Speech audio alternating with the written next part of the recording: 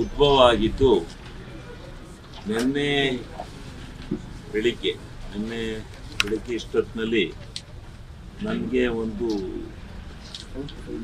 ಕಠೋರವಾದಂಥ phone ಬಂತು. ಈ ಏತ ನೀರಾವರಿಯನ್ನು ನಾವು ಹಿಂದೆ ಜನಪರವಾದಂಥ ಹೋರಾಟ ಏನದು ಹಿರಿಯ ನಾಗರಿಕರ ವೇದಿಕೆ ಮಾಡಿಕೊಂಡು ಒಂದು ಸತ್ಮಂಗಲ ಕೆರೆ ಜೀವಂತವಾಗಿರಬೇಕು ಮತ್ತು ಚನ್ನಪಟ್ಟಣ ಕೆರೆಗೆ ಉಳಿದಿರ್ತಕ್ಕಂಥ ಕೆರೆಗೆ ಈ ಎರಡೂ ಕೆರೆಗಳಿಗೆ ನೀರನ್ನು ತುಂಬಿಸ್ತಕ್ಕಂಥ ಒಂದು ಯೋಜನೆಗೆ ನಾವು ಹೋರಾಟ ಮಾಡಿ ಅದನ್ನು ಮಂಜೂರು ಮಾಡಿಸಿದ್ದು. ಸುಮಾರು 7-8 ವರ್ಷದಿಂದ ಆ ನೀರನ್ನ ಆ ಕೆರೆಗಳಿಗೆ ತರಲಿಕ್ಕೆ ಸಾಧ್ಯ ಆಗದೆ ಇರತಕ್ಕಂಥ ಸಂದರ್ಭ ಬಂದಿದೆ. ಇದನ್ನು ಏನಾದರೂ ಮಾಡಿ ಈ ಸಾರಿಲಾದ್ರೂ ಹೆಚ್ಚಿ ತುಂಬಿದೆ. ನೀರು ನಂದಿನ ಕೆರೆ ಏತ ನೀರಾವರಿಗೆ ಒಂದು ತಲುಪಿದೆ. ಇಲ್ಲಿಂದ ಸತ್ಮಂಗಲ ಕೆರೆಗೆ ಮತ್ತು ಚನ್ನಪಟ್ಟಣ ಕೆರೆಗೆ ನೀರನ್ನು ನೀವು ಬಿಡಿಸಿದ್ರೆ ನಿಜವಾಗ್ಲೂ ಈ ಸಾರಿ ಹಾಸನಕ್ಕೂ ಬರ ಬಂದಿದೆ ಕುಡಿಯೋ ನೀರಿಗೆ. ಈ ಕೆರೆಗಳು ಎರಡು ತುಂಬಿದ್ರೆ ಹಾಸನ ನಗರ ನೆಮ್ಮದಿಯಾಗಿ ಆ ಭಾಗದಲ್ಲಿ ಬೋರ್ವೆಲ್ಗಳು ಓಡಲಿಕ್ಕೆ ಸಾಧ್ಯ ಆಗುತ್ತೆ.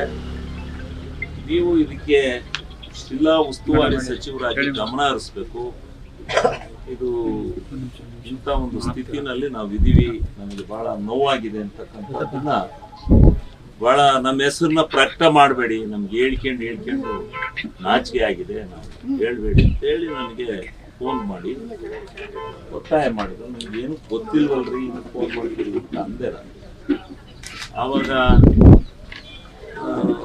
ನಾನು ಆ ಇಲಾಖೆಯ ಇಂಜಿನಿಯರ್ಗಳನ್ನ ಸಂಪರ್ಕ ಮಾಡಿದೆ. ಅವರು ಎಲ್ಲ ಡೀಟೇಲ್ಸನ್ನು ಕೊಟ್ಟರು.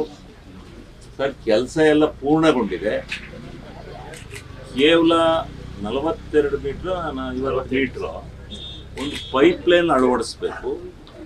ಅದನ್ನು ಅಳವಡಿಸಿದರೆ ನೀರು ಅಲ್ಲಿಗೆ ಏತ ನೀರಾವರಿ ಮುಖಾಂತರ ಎತ್ತಬಹುದು. ಪಂಪ್ಸೆಟ್ ಮುಖಾಂತರ ಕೆರೆಗೆ ಹೊಡಿಲಿಕ್ಕೆ ಪೈಪ್ ಲೈನು ಎಲ್ಲವೂ ಆಗಿದೆ. ಇದನ್ನು ಮಾಡಬೇಕು ಅಂತಕ್ಕಂಥ ಮಾತನ್ನ ಅವರು ಹೇಳಿದರು. ಅದಕ್ಕೆ ನಾನು ಅವ್ರಿಗೆ ಮತ್ತೆ ಹಿಂಗಾಗಿದೆಯಂತ್ರಿ, ಇನ್ನು ಆಗುತ್ತೆ ಸರ್. ಇಲ್ಲ ಸರ್, ಅದು ಇವ್ರು ಕೊಡೋಕ್ಕಾಗಲ್ಲ, ಅವ್ರು ಬಂದು ಪೈಪ್ ಲೈನ್ ತೆಗೆದು ಬಿಡಲ್ಲ, ಇದಾಗಲ್ಲ ಸರ್, ಇದು ಭಾಳ ದಿವಸದಿಂದ ನಾವು ನೋಡ್ತಾ ಇದ್ದೀವಿ ಅಂತೇಳಿ ಅವರು ಹೇಳಿದರು. ಆವಾಗ ನಾನು SLO ಅವರಿಗೆ TC ಅವ್ರಿಗೆ ಕಾಂಟ್ಯಾಕ್ಟ್ ಮಾಡಿದೆ. ಆಮೇಲೆ SLO ಅವ್ರಿಗೆ ಕಾಂಟ್ಯಾಕ್ಟ್ ಮಾಡಿದೆ. SLO ಅವ್ರು ಏನು ಹೇಳಿದ್ರು, ನಮ್ಮ ಹತ್ರ ದುಡ್ಡಿದೆ, ಆದರೆ ಆ ದುಡ್ಡು ಇದಕ್ಕೋಸ್ಕರ ಬಂದಿರತಕ್ಕಂಥದ್ದಲ್ಲ, ಅದನ್ನ ಡಿವಿಯೇಟ್ ಮಾಡಲಿಕ್ಕೆ ಅದನ್ನ ದುಡ್ಡನ್ನ ಮಂಜೂರು ಮಾಡ್ಕೊಂಡ್ರೆ ಎಷ್ಟು ಅಂದ್ರೆ 39 ಲಕ್ಷ. ಆ ಕೂಡಲೇ ನಾನು MD ಅವರಿಗೆ ಮಾತಾಡಿ ಆ 39 ಲಕ್ಷ ರೂಪಾಯಿನ ಬಿಡುಗಡೆ ಮಾಡಿ ಇವರು ಆ ರೈತರಿಗೆ DDನ ತಗೊಂಡು ಬರಬೇಕು, ಇಲ್ಲಿ ಅವ್ರ ಕೈಗೆ ಹಸ್ತಾಂತರ ಮಾಡಬೇಕು. ಆಗ್ಲೇ ಇಂಜಿನಿಯರ್ಗಳಿಗೂ ಹೇಳಿದೆ, ಕಾಂಟ್ರಾಕ್ಟರ್ ಯಾರು ಇದಾರೆ ನೀವು ನೋಡ್ರಿ, ಇದು ಬಹಳ ಪ್ರೆಸ್ಟೀಜಿಯಸ್ ಇದೆ, ಮತ್ತೆ ನೀವು ತಡ ಮಾಡಕ್ ಹೋಗಿಲ್ಲ. ಈಗ ರೈತರಿಗೆ ನಾವು ಅವ್ರಿಗೆ ಕೊಡ್ಬೇಕಾದಂತ ಹಣವನ್ನು ನಾವು ಕೊಡ್ತೀವಿ, ಚೆಕ್ ಕೊಡ್ತೀವಿ, ನಾವು ಹಣನ ತಲುಪಿಸ್ತೀವಿ. ನೀವು ಇವತ್ತು ಸಾಯಂಕಾಲದೊಳಗಡೆ 50 ಮೀಟ್ರ್ ಲೈನ್ನ ಹಾಕ್ಬೇಕು. ನಿಮ್ಗೆ ಏನೇನು ಇಂಜಿನಿಯರಿಂಗ್ ಕೆಲಸ ಇದೆ ಅದೆಲ್ಲ ಮುಗಿಸಿ 2 ದಿವಸದೊಳಗೆ ನೀರನ್ನು ಗೊತ್ತಾಯ್ತಾ? ಸುಮ್ಮನೆ ಇವರು ಬಂದು ಏನೋ ಇಲ್ಲಿ ಮಾಡೋದ್ರಪ್ಪ ಅನ್ನೋ ಕೆಟ್ಟ ಹೆಸರು ಬರೋದು ಬೇಡ. ನಾವು ಶಾಸಕರು, ನಮ್ಮ ಮುಖಂಡರುಗಳು, ಈ ಭಾಗದ ಎಲ್ಲ ರೈತರು ಬಂದಿದ್ದಾರೆ. ಇವು ಇಂಥವು ಆಗ್ಬೇಕು.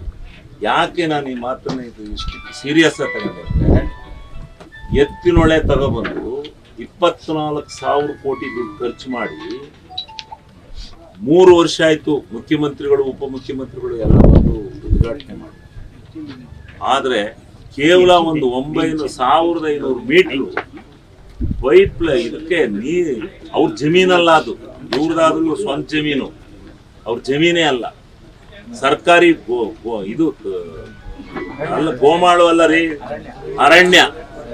ಆ ಅರಣ್ಯಕ್ಕೆ ಪರಿಹಾರ ಕೊಡಬೇಕು ಅಂತ ಬಂಡ್ ಬಿದ್ದು ಕೂತ್ಕೊಂಡ್ರು. ಅದಕ್ಕೆ ಹೋಗಿ ಆಯ್ತು ದಯಾಮಯ ಅಂತ ಹೇಳಿ 28 ಕೋಟಿ ರೂಪಾಯಿ ದುಡ್ಡನ್ನ ಮಂಜೂರು ಮಾಡಿಸಿ ಇವತ್ತು SLO ಅಕೌಂಟ್ ಅಲ್ಲಿ ಇಟ್ಟಿದೀವಿ. ಆ ದುಡ್ಡನ್ನ ತಗೊಂಡು ಜಮೀನ್ ಬಿಟ್ಕೊಡಿ ಅಂತ ಅಂದ್ರೆ 3 ವರ್ಷದಿಂದ ಹೋಗಿ ಬಲ್ಲಾಳ್ ಸಮುದ್ರ ಸೇರ್ತಾ ಇದೆ ನೀರು. ಇದು ಎಷ್ಟು ವ್ಯಥೆ ಆಗುತ್ತೆ. ಇಡೀ ಜಾಗಲ್ ಹೋಬಳಿ, ಅರಸೀಕೆರೆ ಎಲ್ಲ ಕೆರೆಗಳು ತುಂಬಿರೋವು 3 ವರ್ಷಕ್ಕೆ. ಇದನ್ನ ಕೇವಲ ಒಂದಷ್ಟು ಈ ಯೋಜನೆ ಕಾರ್ಯಗತ ಆಗದಲ್ಲೇ ಬಿದ್ದಿದೆ.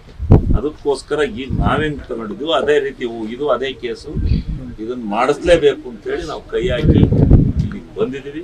ಈ ಪರಿಹಾರ ದುಡ್ಡಿನಿಂದಲೇ ಅನೇಕ ಯೋಜನೆಗಳು ನಿಂತಿದ್ದಾವೆ. ಇದು ನಿಲ್ಲಬಾರ್ದು, ಇದಕ್ಕೇನಾದ್ರೂ ಮಾಡಿ ಪರಿಹಾರ ಕೊಡಿಸ್ಲೇಬೇಕು. ಈ ಯೋಜನೆ ಕಾರ್ಯಗತ ಆಗ್ಲೇಬೇಕು. ಯಾಕೆಂದ್ರೆ ಈ ಸರಿ ಮಳೆ ಜಾಸ್ತಿ ಬಂದಿಲ್ಲ ಹಾಸನಕ್ಕೆ. ಈಗ ಕುಡಿಯೋ ನೀರಿಗೆ ಹೇಮಾವತಿ ನೀರನ್ನ ಕುಡಿದ್ರು ನೀರು ಬೇಕೇ ಬೇಕು. ಕುಡಿಯೋ ಹೇಮಾವತಿ ನೀರಿನಿಂದಲೇ ಅದನ್ನು ಬಳಸಕ್ಕಾಗಲ್ಲ. ಅದಕ್ಕೋಸ್ಕರ ಅದನ್ನ ಈ ಪೈಪ್ ಲೈನ್ಗಳು, ಈ ಬೋರ್ವೆಲ್ಗಳು ಓಡಬೇಕಾಗುತ್ತೆ. ಕೆರೆನಲ್ಲಿ ಹಾಸನಕ್ಕೂ ಒಂದು ಲಕ್ಷಣ ಇದೆ. ಸತ್ಯಮಂಗಲ ಕೆರೆ ಅವೆಲ್ಲ ತುಂಬಿದ್ರೆ, ಚನ್ನಪಟ್ಟಣ ಕೆರೆ ಅರ್ಧ ಭಾಗ ಹೋಗಿದೆ, ಇನ್ನು ಅರ್ಧ ಭಾಗ ಅವರು ತುಂಬಿದ್ರೆ ಅಲ್ಲಿ ಒಂದು ಲಕ್ಷಣ ಇದೆ ಆ ಹಾಸನಕ್ಕೆ. ಅದನ್ನ ಮಾಡಬೇಕು ಅಂತಕ್ಕಂಥ ದೃಷ್ಟಿಯಿಂದ ಮಾಡಿದ್ದೀವಿ. ಆದ್ರಿಂದ ಈ ಕೆಲಸ ಅತಿ ಜರೂರಾಗಿ ಆಗಬೇಕು ಅನ್ನೋದು ನಮ್ಮ ಅಭಿಲಾಷೆ. ಜಿಲ್ಲಾಡಳಿತ ಬಂದಿದೆ, ಜಿಲ್ಲಾಧಿಕಾರಿಗಳು ನಿನ್ನೆ ಹೇಳಿದ ತಕ್ಷಣ ಎಲ್ಲ ಕೆಲಸನ ಮಾಡಿಕೊಟ್ಟಿದ್ದಾರೆ.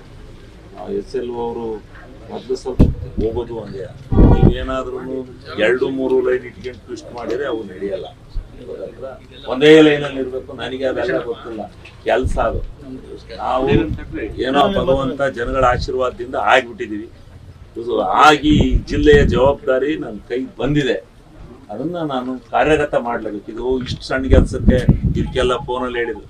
ಫೋನು ಏನಿಲ್ಲ, ನಾನು ವಶಿಗೂ ಹೋಗ್ತೀನಿ, ಇದಕ್ಕೂ ಹೋಗ್ತೀನಿ, ನಾಮಕರಣಕ್ಕೂ ಹೋಗ್ತೀನಿ. ನಮ್ಗೆ ರಾಜಕೀಯ ಅಂತ ಅವನಿಗಾಗೋ ತೃಪ್ತಿ ಅವನ ಮನೆ ವಶಿಗೆ ಹೋಗ್ಬಿಟ್ರೆ, ನಾಮಕರಣಕ್ಕೆ ಹೋಗ್ಬಿಟ್ರೆ ಅವನಿಗೆ ದೇವಲೋಕ ಇಲ್ಲಿ ಇಳಿದು ಬಂದಂಗಾಗ.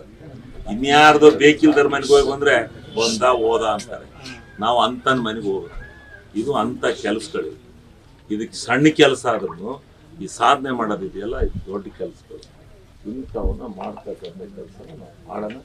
ಅದಕ್ಕೋಸ್ಕರ ಈಗ ನಮ್ಮ ರೈತರು ಈ ಫಲಾನುಭವಿಗಳು ಯಾರು ಬನ್ನಿ,